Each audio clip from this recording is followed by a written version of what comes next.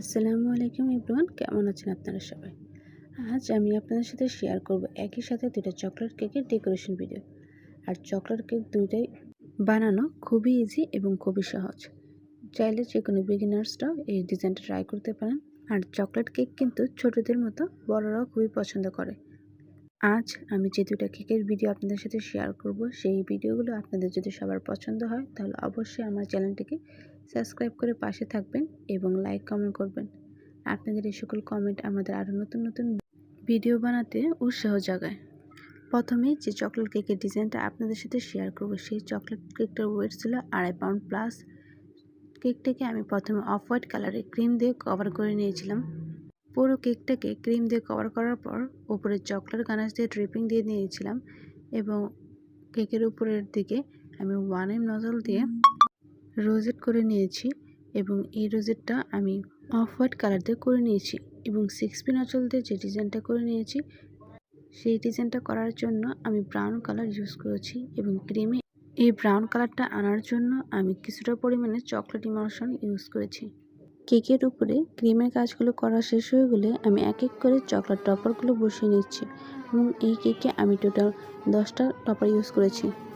Next আপনাদের সাথে যে কেকের ডিজাইনটা শেয়ার করব সেটা ছিল 3 পাউন্ডের মধ্যে এবং এই কেকটা আমি পুরোটা চকলেট গানাশ দিয়ে কভার করে নিয়েছি এবং চকলেট গানাশ দিয়ে কভার করে নেওয়ার পর কেকের উপরের দিকে আমি একই 1M নজল দিয়ে হাফ রোজেট করে নিয়েছি এবং এক্ষেত্রে হাফ রোজেট করার ক্ষেত্রে যে আমি ক্রিমটা ইউজ করেছি সেটাতে আমি কোনো কালার মিক্স করিনি, পুরো সাদা রেখেছি।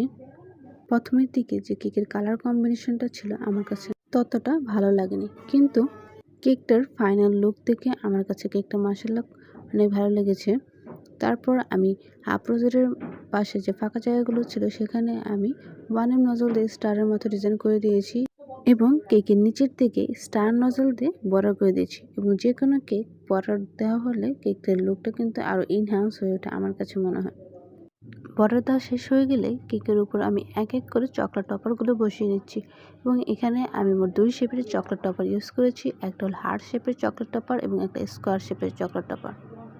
কেকের উপরে চকলেট টপারগুলো বসানো শেষ হয়ে গেলে আমি কেকের মাঝে যে ফাঁকা জায়গাগুলো ছিল সেখানে অ্যালফাবেট মোল্ড ইউজ করে হ্যাপি বার্থডে লিখে নিয়েছিলাম এবং যে বার্থডে বয়টা ছিল তার নাম লিখে নিয়েছিলাম।